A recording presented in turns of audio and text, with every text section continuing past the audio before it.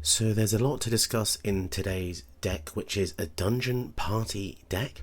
The commander is Tazri, Beacon of Unity, which is not used at all, I don't think. There's just so many better 5-colour commanders out there, but this really suits the needs of this party style deck. So she says this spell costs 1 less to cast for each creature in your party. So if you've got 4 of the types out in your party, it's going to be a hell of a lot cheaper each time you want to cast her. And she has an ability which costs 2 blue, 2 black, 2 red, or 2 green, or any combination of those. It's a pretty complex casting cost. Not sure why they made it so difficult to use the ability, sorry. And it says, look at the top 6 cards of your library. You may reveal up to 2 clerics, rogues, warriors, wizards, and or allies from among them. Put them into your hand. Put the rest on the bottom of your library in a random order. So yeah, we're going to use her to dig deep for all the party creature types to get them out. And if you look at the deck, we have quite a lot of different types. So we've got 3 wizards, 2 warriors, 6 rogues, and so on and so forth. We even have a few changelings to try and make it a bit better. So stuff like Maskwood Nexus makes 2/2 blue shapeshifter changeling, which fills the gap of one of the slots of party. So don't forget, a changeling doesn't count as all 4 types, which I used to think when I first saw party, but it'll be one of the types. You've got a Faceless Agent, which is really effective as well. The deck uses all sorts of really fun venturing into the dungeon cards. There's pretty much all of them that I could find, and it also uses as many powerful party mechanic cards as well.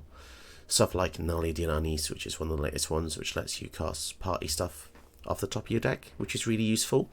So the full deck list will be in the description below. So if you're into Dungeons, Dragons, parties, and delving into dungeons, this could be the deck for you. It was really fun to use, actually. And don't forget to leave me a like and a sub. And always, you can check my donations page to help me out that way as well. Let's get into the games. Opponent goes first with Dina, Soul Steeper, which is most probably the Golgari Infinite Life Drain deck. Starting hand is a bit dodgy. This is a lot better, having 3 lands and a rock. So it doesn't take much for Dina to go off. It looks inconspicuous, but whenever they gain life, each opponent loses 1. Start off with the tap land. Probably go for the Cold Steel Heart next. So they can win very soon with this, which is very terrifying. I think I'm going to go for the Angel here, because I want to just establish some creatures, so next turn I can go for the Inalia Diarnis, which gives it, when it comes in, it's a 4/4 now, because it was boosted by the Angel of Unity. So yeah, the life drain this has is pretty ridiculous. So let's keep boosting the cards in our hand.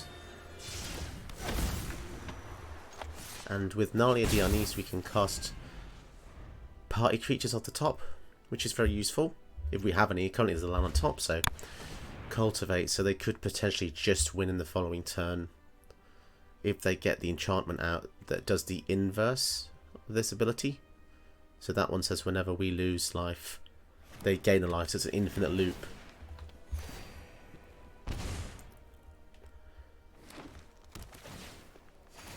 So that's something we definitely don't want to lose to. Mythos of Nethrite is on top.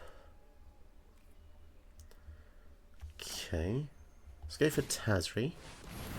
So that boosts Hammer even more. And we might as well swing here.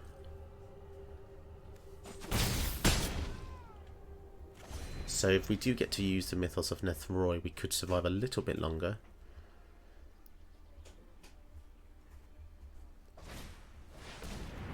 The Shire comes out, 7/7. Pretty scary. But we're not dead. Land on top again. There's a lot of lands on top in this deck. So we can't kill a Shire because it is a land, sadly. But so is the Dina. Man, so... Oh no, so but if we use it for... Can we actually target anything with this? Yeah, we can't, because of the wording on that. Very awkward. Let's go for Harmer.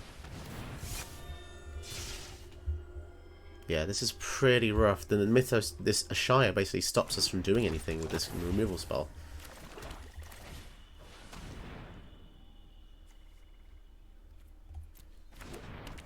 Being able to venture twice could be nice, but they don't have reach, so we might as well swing over the top. Yeah, this is pretty tricky. I'm just a bit worried because we can go as long as we can without any issue, but if they just combo out, we die. So we need a removal spell. To displace a beast, being able to venture twice with harm is cool, and being able to bounce it to your hand for 4 mana. Oh my goodness. Whenever a land enters, create a land, basically. Oh, sorry, non-token creatures of forest as well. Right, okay. Might have to kill the Reaper Talisman, but I doubt that's going to be the thing we want to kill the Mythos of Nethroi, really.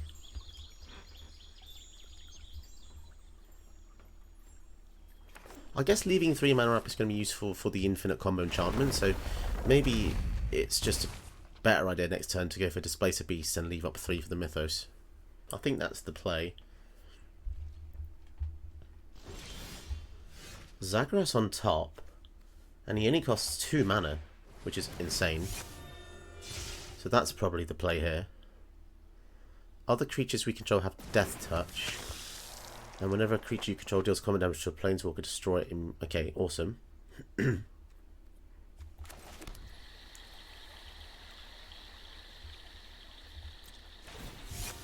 So, full party is awesome. They don't have anything with reach. So I think we fly over the top with the Zagreus. Not gonna lie, it's pretty sick having almost an entirely legendary army out here. So if they don't go for the enchantment, we can also just activate Tazri's ability.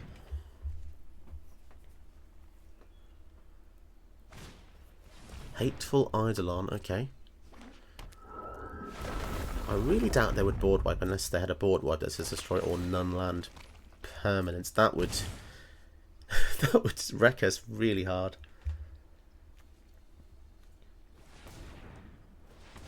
The Angel has lifelink, so it might have been good to attack with that as well, but I mean she's a decent blocker as well, just not against Ashaya, sadly enough.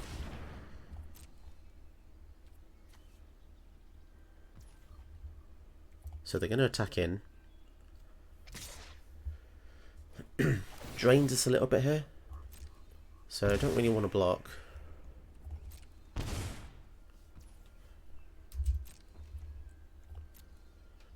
Normally when people attack into a big army like this, it means they're going to board wipe. Sanctum of Stone Fangs. Interesting. So that's going to start draining equal shrines, but there's only 1 shrine. So I think for now I'm just going to activate Tazri, see if we can get any party creatures into our hands. Archpriest and the Realm Walker is pretty awesome. Being able to end step if a land entered, venture. That's pretty good. We want to venture a lot, don't we? To be honest.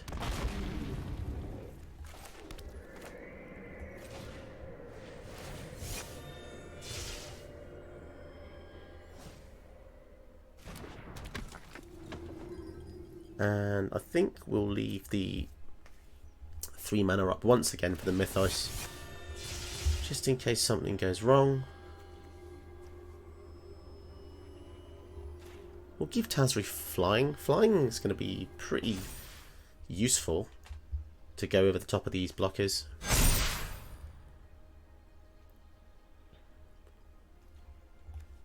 So let's go over the top, leave a few defenders back. They can't take too much of this, to be honest. I need removal spells here. Killing a fly would be annoying. So that's 18. Down to 4. So we get to venture twice because of Hammer Pashar.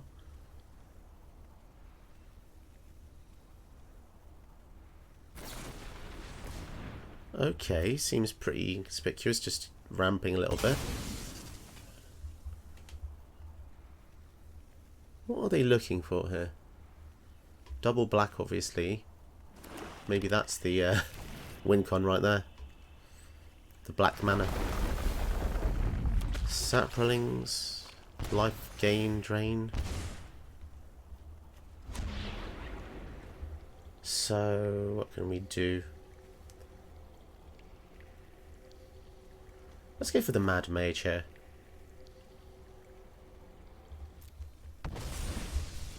So we gain 2 life.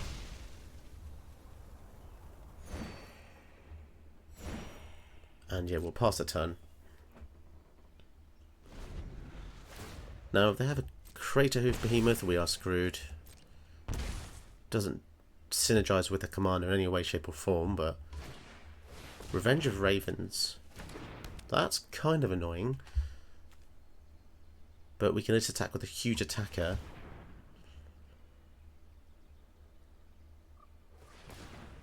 What's this next card going to be then?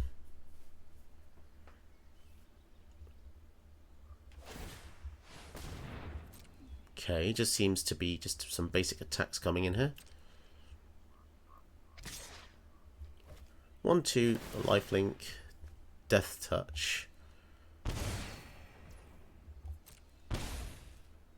Okay, so they're in a false sense of security here because they think that they're going to stay alive from this Revenge of Ravens. Now let's hope they don't have a way to protect it, because they're going to... we can basically never attack ever again. Let's kill the Revenge. Oh, my boy's crying now. Bad timing.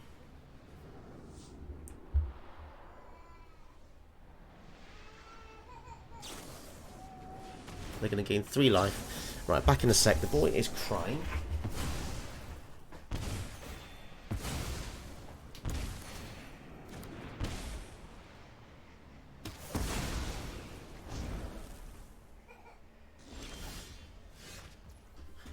Right, okay, apologies for that.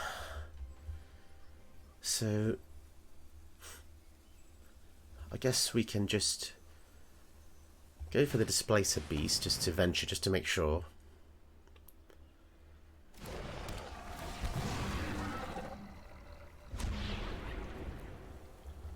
So we're going to get to Scry 2. Nothing too useful here for the combat.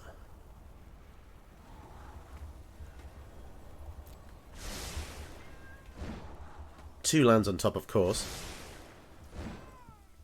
Ooh, Barrowin. So we might as well go for the Barrowin. How are we going to do 19 damage here? Target creature can't attack. That's going to be useful. 2 of those. So we'll stop the Ashaya and the Eidolon. It's kind of good. We might as well play the land. We get a couple of bonuses here. We'll give something flying. They've all got Death Touch.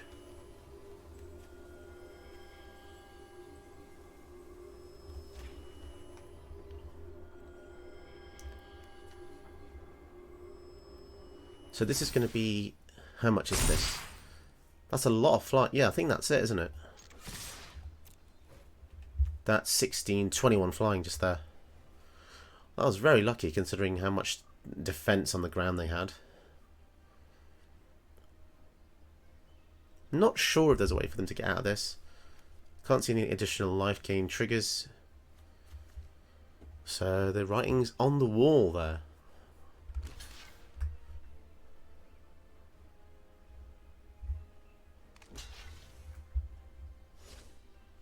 Very, very pointless waste of time, to be honest. I mean, if they could just count the flying damage, we wouldn't have to be doing this, but there we go. I don't really know what the point of wasting time is. But sometimes, you know, some people just want to watch the world burn, and here you go.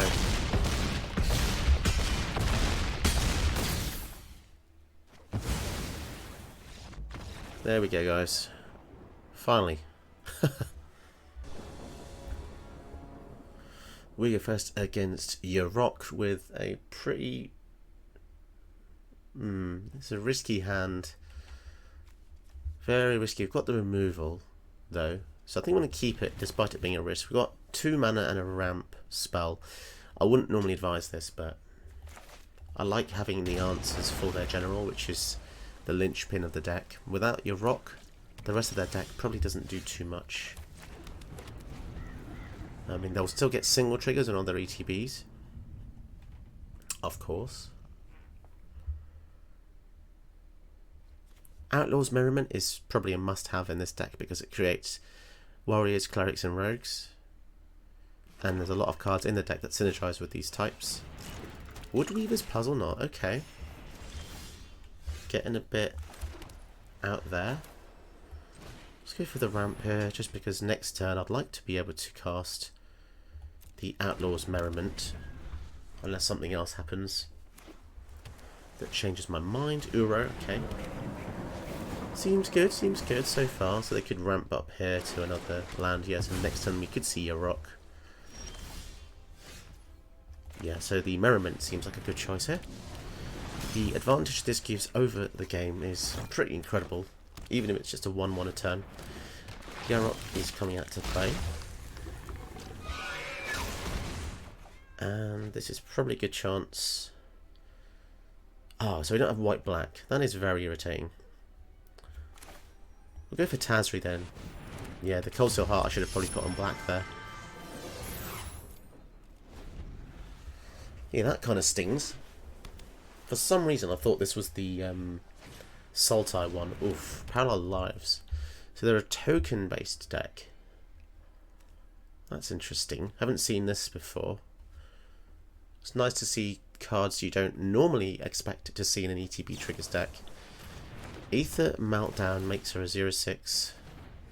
Still has the abilities though.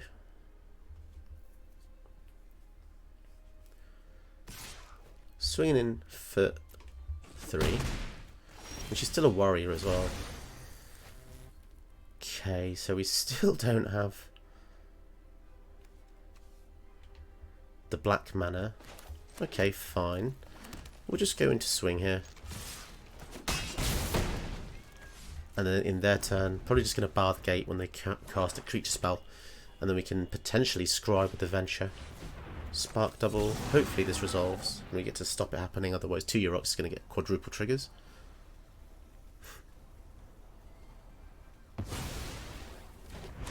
Okay, so we need to scry into a black source, please. No, that doesn't do it yet. That's too slow.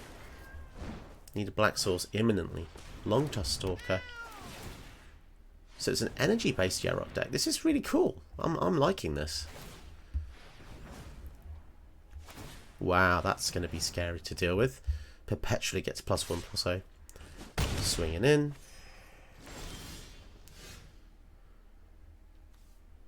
They can make it an extra 2 power, so this can be 5 power.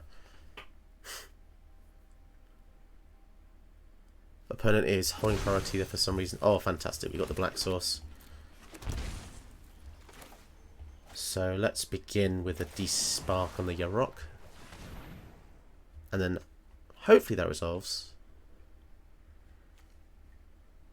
And then we can go for the Faceless Agent as well. Or we could even activate Tazri. Potentially.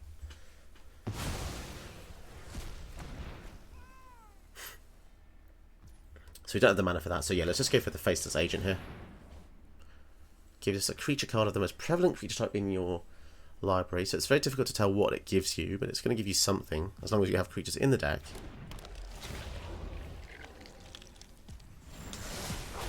Yonti Malison, okay. Lifelink Haste. So it's probably good to just attack with the aggressive ones and leave back the defenders, because obviously Tazri can still block the Longtusk Stalker. As long as its power remains underneath 6, I'm happy to do that. They're trading. I suppose because they want to be able to cast the Uro. Maybe that's the reason. If I'm making some misplays, by the way, just because I've had a fantastic meal out with a friend and some great sushi. And we ate a lot of sushi. And now my brain is struggling to eat it. Well, not eat it, I've already eaten it, but struggling to keep that down. So we can kill a creature again, which I think is the play. Because as long as we get the Yarok off the field, all their stuff is just going to come in with the basic double ETB trigger.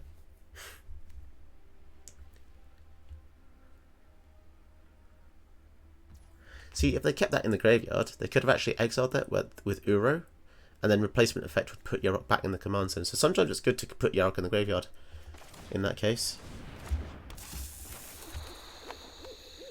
So let's just attack, leave back the huge defender that they've given us. And then next turn, potentially we could attack with the Yonti Malison, which gives us a venture trigger. Okay, so 3/5, we can give it -2/2, so it'll be a 1/3. Still not enough to... Although if it attacks alone, it can't be blocked. Yeah, so let's attack alone. Get to venture into the dungeon. Treasure token seems legit, because then we get access to 2 swamps. And we can even activate Tazri here. Ooh, okay. That's a great card. And so is this. Some really cool cards there. Yeah, let's go for the Eccentric Apprentice. Makes us venture again. All these triggers really do add up. Oh, brilliant. And we can even make the Yarok a bit weaker. So now they're not going to want to attack with a -1. Let's just hope they don't get anything like a board wipe. That'll be pretty bad. So they've put enough things in there to almost cast this, because they want to exile 5 other cards. So if they kept their commander in the yard, by now they could have actually exiled the commander from the graveyard, put it back into the command zone, and they'd have an Uro. So, yeah, sadly they didn't see that line of play. But it's definitely worth doing. It really is. Fly, okay. So we can potentially get a few more triggers here. So Yonti Malison's looking to be a really powerful card, just to let us attack in and venture and... Okay, squad commander as well.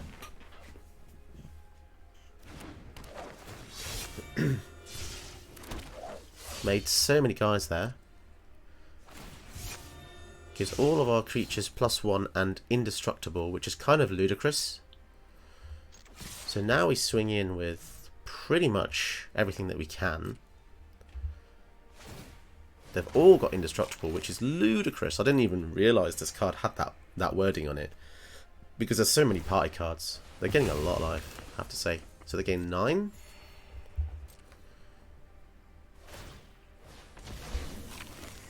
Okay, that's fine. And even if they do block, we can still kill it with a Precipitous Drop the Yarok post-combat. So they're definitely going to lose out on this combat. Okay, so this kind of worked out in our favour. Them blocking just means that we can punish them for it.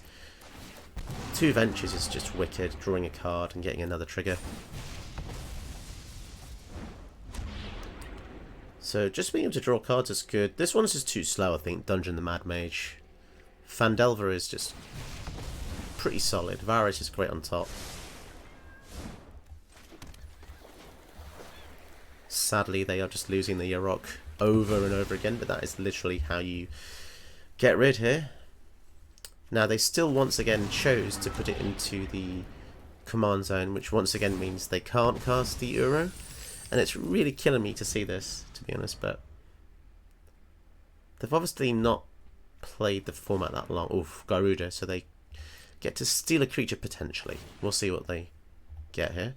Hopefully not something humongous.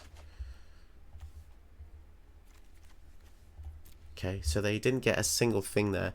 They can go for the Euro, so it's definitely a sneaky card, this one. It's the advantage it gains is definitely in the long term. But I don't think they can survive the onslaught, to be perfectly honest. Yeah, it's just way too many attackers. Yeah, it's a shame they couldn't get the Euro out a bit earlier. It might have made a difference. Opponent goes first with Goshen Tai of Life's Origin. Thank you, CGB, for making the deck super popular. And now everyone on the planet Earth is using the same bloody deck for the next month or so. Let's keep this. We've got the black and the white for the Vanishing Verse and the black for the Feed the Swarm. So we might be okay. We're going to have to probably play this out a bit more controllingly. Controlly, if that's the word. So you've all probably seen Goshen Tile many times by now. So probably don't have to explain this, but it's a shrine build looking to get as many shrines out as possible to overwhelm us. Black Market Connections, that's gonna have to die, isn't it? So I think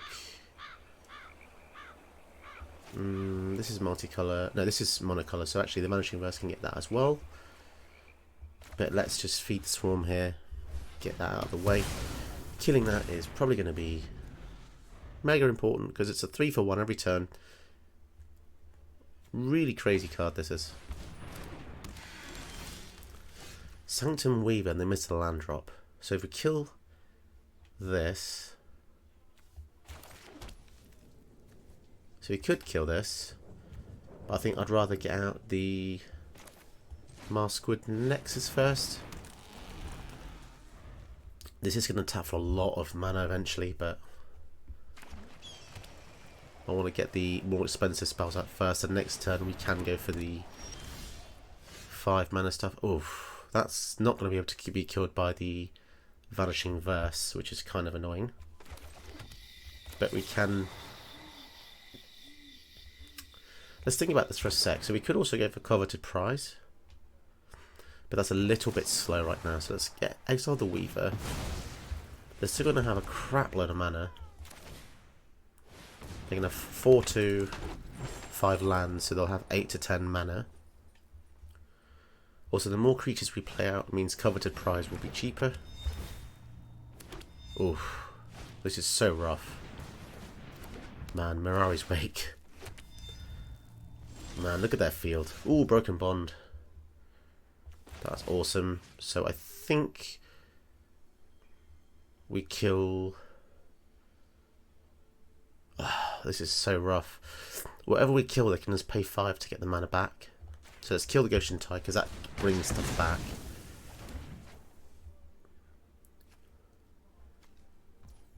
And let's go for the Nalia Diarnis. And Scry 1, I think. Yeah, the Mirari's Wake is going to win them the game here. Land on top. Yeah, land's fine. I just don't know how we're going to get back from this. They've got an extra mana here. They've got... Goodness me. Omniscience. Right. So the only way out of this is really a mass extinction. Mass extinction level event. So they empty their entire hand.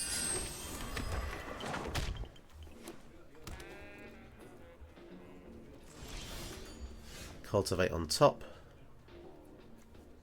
So it's costs 1 less for each creature in your party. So this is Rogue.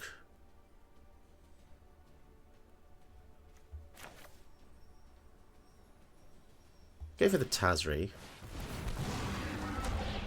Get a treasure token first. Coveted Prize then costs 2. We don't have a full party. Getting the Wizard does mean we do for the following turn. So let's just go for the Eccentric Apprentice. And I guess we can give the flyer -4 power, just to stop them gaining that. And we have a full party, so we might as well pass a turn, because we've got too many attackers coming through the following turn. So because we have a full party, the coveted prize does cost 1 black. So if we get something that costs 4 or less, we can play it without spending any more mana. But we'll see. They can always use the Sanctum to kill one of our guys, which is not going to be good. So it looks like we just need a board wipe of some kind, doesn't it?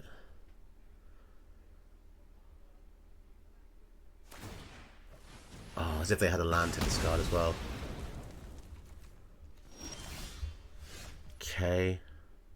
Let's go for the prize, I think. What would be good here? Do we have anything that's... Oh, it doesn't look like we have any wipes, does it? Didn't put any in because I didn't think it would be up against so many creatures. And I guess...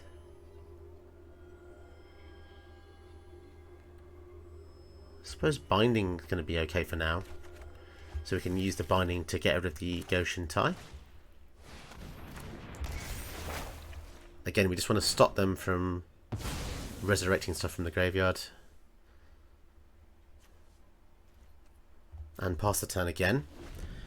Yeah, it's not looking good. It's possibly one of the toughest matchups we could possibly have for a fun Mimi build. The fact that they're getting so many Anthem effects as well, so... What's giving them the most? I guess the Mirari's Wake, isn't it? +1/+1.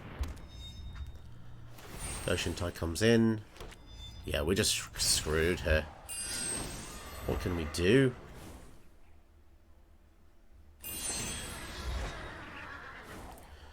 Granted, most of this is from the Archon of Sun's Grace, so I think in hindsight, having a few board wipes in the deck would be pretty useful, but again, if we weren't facing...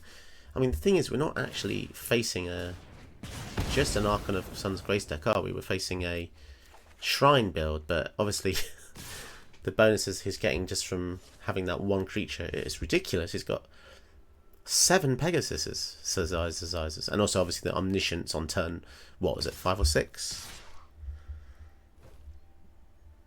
Okay, no blocks. So yeah, there's nothing we can really do, sadly, because we didn't have the board wipes. And yeah, Lightning Bolt isn't going to cut it, so they win this one. Okay. Flipping it. The shuffler keeps pitting me against First Slivers and Goshen Tai. I don't know why. Tazri is really not that strong, guys. So it's a bit mental. Don't know if you can hear outside, but it's finally raining after a week of drought in the UK. Hosepipe bans. It's been pretty hot, especially working from home upstairs. The heat is kind of crazy sometimes, I have to say. Let's go for... We've got black. What have we got already? We've got red, green, white, black, green, blue. So it should have all the colours now. Paradise Druid in a Slivers deck, that's interesting. We could feed the Swarm. That'll take him off. Oh, Precipitous Drop. Okay, if we go for the black source here. Yeah, I think we'll drop the Druid. And then that means we have the Feed the Swarm open for something else, maybe. Or even the Fracture, perhaps. Scrying 1. That's a bit too slow here. Need more removal, preventative measures, I think. Sliver's just boring, man. Come on. There's so many commanders out there. Guardian Project, well, that's going to get fractured. Defo. I've not seen anyone use Tazri before, so this is definitely a challenge. Black Market Connections. Got 5 mana. Let's go for Seek the Wilds first, I think. Oh, Zalto. Okay. It's a pretty cool card. Whenever it's dealt damage, vanish into the dungeon. Also, it's a 7/3, so. Master Vandal, that's going to exile the Cold Steel Heart. Oh, that's a shame. I mean, at least that's a sliver, I guess. Being a shape shifter. Vanishing Verse. Yeah, let's go for the black market connections. The longer we wait, the harder this is going to be to get out. Pass turn. Triggers on the pre-combat main phase. That's the only downside, is you won't be able to use this in the same turn you cast it. Swinging for 1, so they've missed a land drop. The Bears of Litjara. This is a straight up Slivers build, I guess. So in our turn, we're going to go for all 3 modes here. Because why not? Probably have one in their deck as well. Mortality Spear. Okay. So it makes their shapeshifters into 4/4. So these will both become 4/4s. Do I want that to happen? No. Definitely not. So let's kill the bears, because 2 4/4s is really going to start. It's going to start hurting. Not going to lie. Wow, we beat a sliver deck because we killed the bear maker. Crazy. Don't forget to check out more of my videos, and also my Ko-fi donations page. You can donate as little or as much as you want.